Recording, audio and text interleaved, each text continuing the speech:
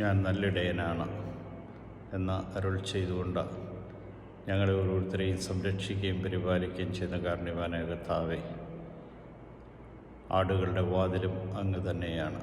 ഞങ്ങളുടെ ഓരോരുത്തരെയും ദിനം സംരക്ഷിക്കുകയും പരിപാലിക്കുകയും ചെയ്ത അങ്ങയുടെ അനന്തമായ കാരുണ്യത്തിന് നന്ദി പറഞ്ഞുകൊണ്ട് ഞങ്ങളങ്ങ് സ്തുതിച്ചാരാധിച്ച് മഹത്വപ്പെടുത്തും. നിൻ്റെ കരുണയും നിൻ്റെ സ്നേഹവും നിൻ്റെ ചൈന്യവും ഒരിക്കലും നഷ്ടപ്പെടുത്താതിരിക്കുവാൻ തക്കവണ്ണം ഞങ്ങളെ ഓരോരുത്തരെ അനുഗ്രഹിക്കണമേ.